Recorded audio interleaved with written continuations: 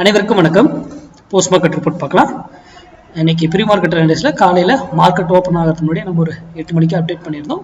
எந்த ஸ்ட்ரைக் எப்படி இருந்தால் என்ன நடப்பதற்கான வாய்ப்புகள் இருக்குது அப்படிங்கிறது. இது முழுக்க மேத்தமெட்டிக்கல் அடிப்படையில் நம்ம இண்டிகேட்டர், பேட்டர்ன், நியூஸ் எதுவுமே காதில் வாங்கிக்க மாட்டோம். நமக்குன்னு கேல்குலேஷன்ஸ் இந்த ஸ்ட்ரைக்கில் தான் கொடுக்க முடியுமா அப்படின்னு கிடையாது. எனி ஸ்ட்ரைக்கில் நம்மளால் கொடுக்க முடியுங்க. நம்ம இது எதுக்கு கொடுக்குறோன்னா உங்களுடைய சிந்தனையை நீங்கள் சிந்திங்க அப்படிங்கிறதுக்காக மட்டும்தான் இந்த வீடியோ, வேற ஒன்றும் கிடையாது. வித்தியாசமா இருக்கு, என்னடா அப்போ ஆப்ஷன் பைங்கிறது வேற ஏதோ ஒன்று இருக்கு அப்படிங்கிறது தேடி சரியானதை தேடி போய் நீங்கள் ப்ராக்டிஸ் பண்ணுவீங்க. அதுக்காக சரி. இப்போ அதுக்கு முன்னாடி நம்மளுடைய கிளாஸ் அப்டேஷனு ஆப்ஷன் கிளாஸுங்க, இண்டெக்ஸ்க்கு மட்டும், இன்ட்ராடே மட்டும், ஓகேங்களா? இது வர ஜனவரி 12ஆம் தேதி 12th ஸ்டார்ட் ஆகுது. அதுக்கான டீட்டெயில்ஸு என்னுடைய இந்த செல் நம்பருக்கு கான்டாக்ட் பண்ணி நீங்கள் டீட்டெயில்ஸ் வாங்கிக்கலாம். அதுக்கு சட்டன் ரூல் இருக்கும், அதை ஃபோன் பண்ணி கேட்டு தெரிஞ்சுக்கோங்க. சரி, இன்னைக்கு நம்ம என்ன சொல்லியிருந்தோம்? இன்னைக்கு எக்ஸ்பைரிங் கூட, எக்ஸ்பைரியில் என்னங்க, வியாழக்கிழமை எக்ஸ்பைரி. எவ்ரி எக்ஸ்பைரி நான் என்ன சொல்லியிருக்கேன், சுவாரஸ்யமாக இருக்கும். நிறைய நீங்கள் கற்றுக்கிறதுக்கு, புரிஞ்சுக்கிறதுக்கு நிறைய விஷயங்கள் மார்க்கெட் சொல்லித்தரும். சூப்பராக இருக்கும் வியாழக்கிழமை ட்ரேட் பண்ணுறது, ஓகேங்களா?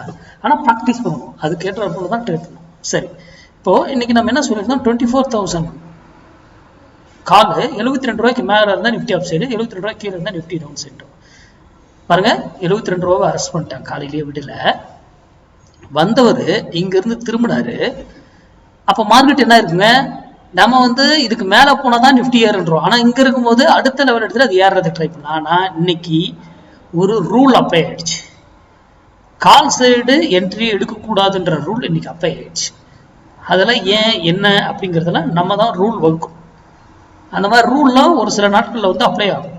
அது ஏன் அப்படிங்கிறதெல்லாம் காலையிலே தெரிஞ்சு போச்சு. அப்போ எவ்ரி அப்போ புட் சான்ஸ் எங்கே கிடைக்குது, அதில் எந்த விலையில் எடுக்கணுமோ அதை எடுக்கணும், ஓகேங்களா? இப்போ நான் இன்னைக்கு ஒரு மார்க்கெட்டிங் அமைக்கிறேன். இதை பார்த்துட்டு எல்லாரும் நீங்க என்ன சொல்லுவாங்க, இன்னைக்கு ஆப்ஷன் பையருடைய நிலமும் முடிஞ்சது, fully sideways market, range bound போட்டு மார்க்கெட்டை ஃபுல்லாக இது பண்ணிட்டாங்க அப்படின்னு தானே எல்லாருமே பேசுவீங்க.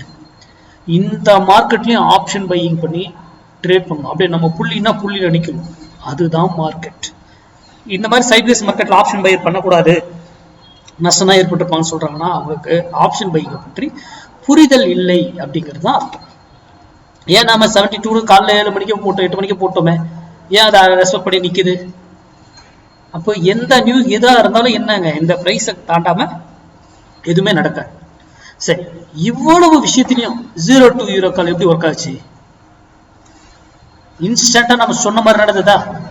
0 to euro கால் இன்ஸ்டன்டா நம்ம சொன்னோமே, இப்படி நடந்தது இவ்வளவு சைட்வேஸ்லயும். அப்போ இதெல்லாம் ஏன் நம்ம 0 to euro பண்றதுல இங்க சொல்லி கொடுக்குற சரி, இருந்தாலும் இதெல்லாம் ஏன் நடக்குது அப்படிங்கிற கேள்வி உங்களுக்குள்ள எழுந்து அதுக்கான விடையை தேடும்.